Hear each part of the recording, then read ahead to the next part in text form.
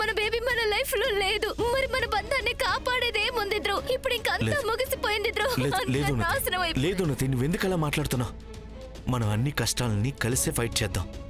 మనం ముందు కూడా కలిసే ఫైట్ చేశాం కదా, ఇక మీద కూడా అలాగే ఉందాం.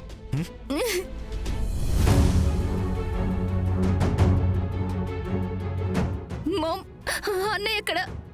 నాకు అన్నయ్య కావాలి మామ్. తనప్పటి నుంచి అక్కడే నిలబడున్నాడు బయట. రాగా, అన్నయ్య నువ్వు నీ ఉన్న దగ్గరికి రావా? నీ దగ్గరికి రావాలంటే భయం వేసింది. ఈరోజు మొదటిసారి మీ అన్నయ్య దగ్గర ఆ మ్యాజికల్ మెడిసిన్ లేదు నీ బాధని తగ్గించడానికి.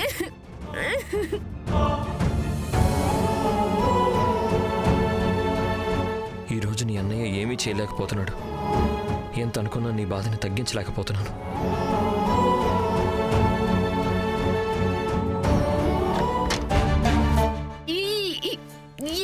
ఈవిడ ఇక్కడ ఏం చేస్తున్నారు?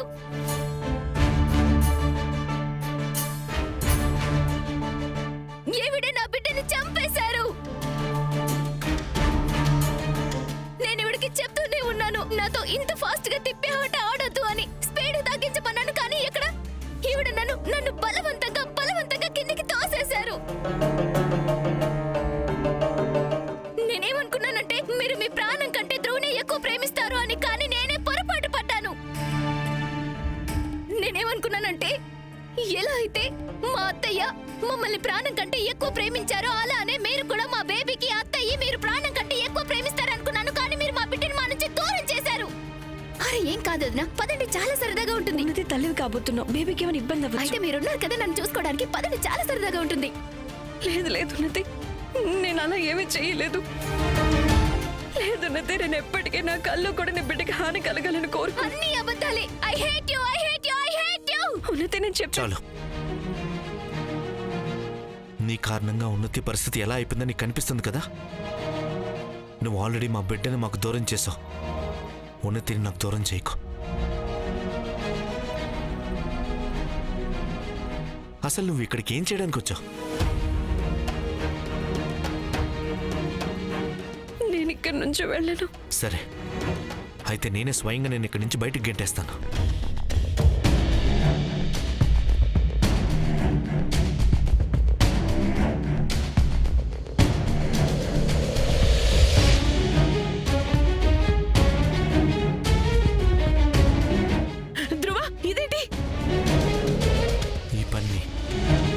నేను ఎప్పుడో చేసేసి ఉండాల్సిందే.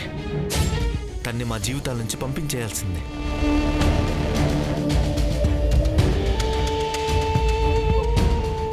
ధ్రువ్,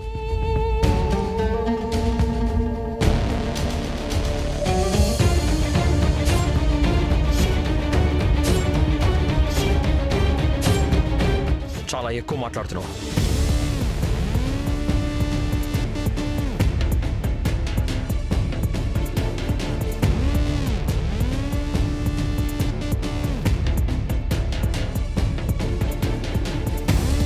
నువ్వు మీ అక్క గురించి ఇలా ఎలా ఆలోచించగలుగుతున్నావు? ఏ అక్క అయితే నీ కోసం కుండ మార్పిడి పద్ధతి పెళ్లి చేసుకుని తన జీవితాన్ని పణంగా పెట్టిందో, తనకి తెలిసి కూడా ఈ పెళ్లి తర్వాత తను కేవలం అవమానాలు, పరాభవాలు, ద్వేషం తప్ప ఇంకేమీ మిగలదు అని అయినా సరే తను నన్ను పెళ్లి చేసుకుందే. నువ్వు అలాంటి మనిషిని నీ మాట్లాడుతున్నావా? నన్ను పెళ్లి చేసుకున్న తర్వాత రేఖ ఇంట్లో ఏమేమి సహించాల్సి వచ్చిందో నీకు తెలీదు. నీకెలా తెలుస్తుందిలే, ఎందుకంటే రేఖ నీకేమీ చెప్పుండదు కాబట్టి. అండ్ వీటన్నిటి తర్వాత కూడా నువ్వు రేఖ మీద నిందలు వేస్తున్నావు. తను నీ బిడ్డని నీ నుంచి దూరం చేసిందని. నీకు అసలు మతుండే మాట్లాడుతున్నావా?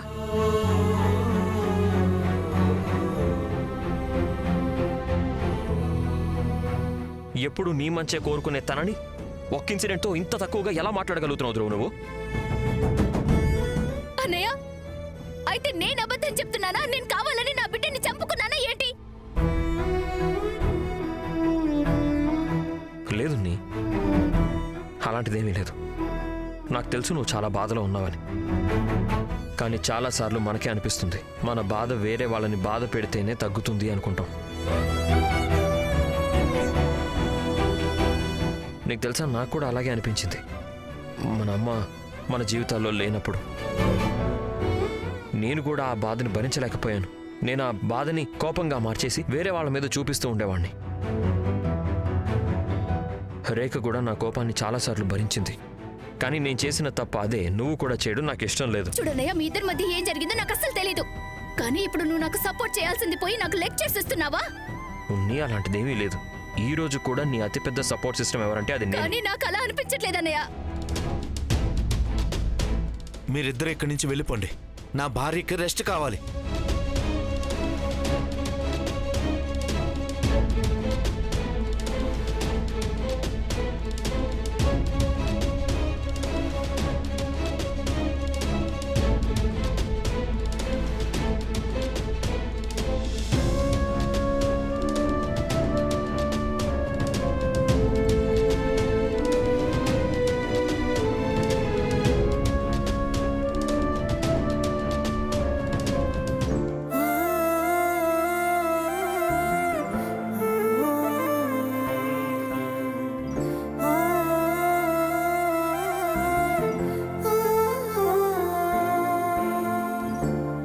రాఘవ్, ధ్రువ్ ఇంకా ఉన్నతి నన్ను నేరస్తుడాలని అనుకుంటున్నారు. వాళ్ళలా అనుకోకుండా మీరు వాళ్ళని ఆపుండాల్సింది కాదు. అసలు నువ్వేం మాట్లాడుతున్నావు రేఖ? నాకు తెలుసు, వాళ్ళిలా నా మీద కోప్పడ్డం, నిందలు మోపడం తప్పే. కానీ అలా చేయటం వల్ల ఒకవేళ వాళ్ళ బాధ తగ్గుతుందంటే అది మంచిదే కదా.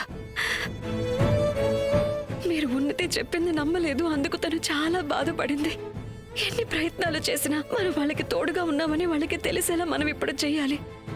ప్లీజ్ అర్థం చేసుకోండి రాఘవ్. ఉన్నతి తన బిడ్డని పోగొట్టుకుంది, నేను కాదు. రేఖ, నా కళ్ళల్లోకి చూడు. నా కళ్ళల్లో కన్నీటి సముద్రం లేకపోవచ్చు, కానీ నా హృదయం రక్త కన్నీరు కారుస్తోంది ఉన్నీనంత బాధలో చూసి. కానీ ఉన్ని బాధని తగ్గించడానికి నేను నిన్ను బాధ పెట్టలేను,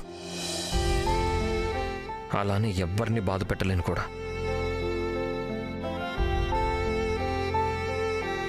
మీకెంత నమ్మకం ఎందుకు? అందులో నా తప్పేమీ లేదు అని. నిజానికి నేను కూడా తనతో ఆటలాడాను కదా. చివరికి తన చెయ్యి కూడా వదిలేశాను. రేఖ, నువ్వు కాకుండా ఎవరో ఆ గోడ కదలడం చూసి ఉండకపోవచ్చు. అయినా సరే నేను నిన్ను మాత్రమే నమ్ముతాను. ఎందుకంటే నాకు తెలుసు, నువ్వు ఉన్ని ధ్రువుని బాధ పెట్టను లేవు. వాళ్ళు బాధపడుతుంటే అసలు చూడను కూడా చూడలేవు.